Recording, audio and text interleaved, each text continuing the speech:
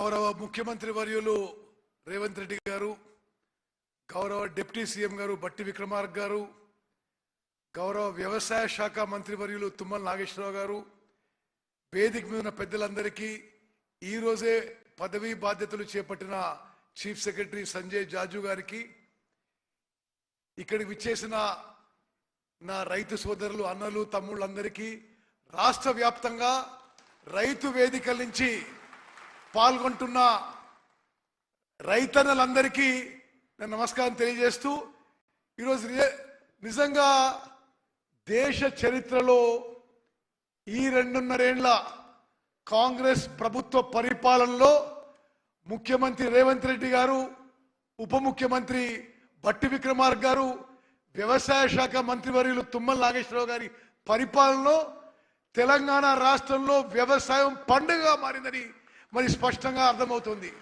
ఈ రోజు మొదలు పెట్టుకొని 9 రోజుల పాటు 9,000 కోట్ల రూపాయలు రైతు భరోసా కింద తెలంగాణ రైతాంగానికి ఇస్తున్న గొప్ప ప్రభుత్వం మన కాంగ్రెస్ ప్రభుత్వం అనే విషయాన్ని మనం చేయాలి. అదేవిధంగా రైతులను గమనించాలి. ఈ 2.5 ఏళ్లలో స్వతంత్ర భారతదేశ చరిత్రలో 29 రాష్ట్రాల్లో ఎప్పుడు పండనటువంటి వరి పంట పండింది. రికార్డు స్థాయిలో వరి పంట పండింది. రికార్డు స్థాయిలో కొనుగోలు చేసినాము. సుమారు ఈ 2.5 ఏళ్లలో 80,000 కోట్ల రూపాయలు 80,000 కోట్ల రూపాయలు వరి కొనుగోలుకి నేరుగా రైతులకి చేరిన విషయం నేను గుర్తు చేస్తున్నా.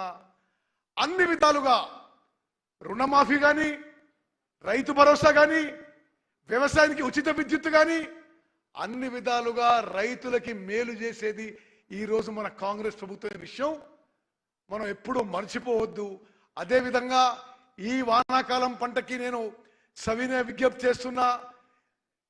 బయట మార్కెట్, అంతర్జాతీయ మార్కెట్, దేశీయ మార్కెట్ అనుగుణంగా 7 రకాల సన్నాల వెరైటీలు ప్రకటించడం జరిగింది.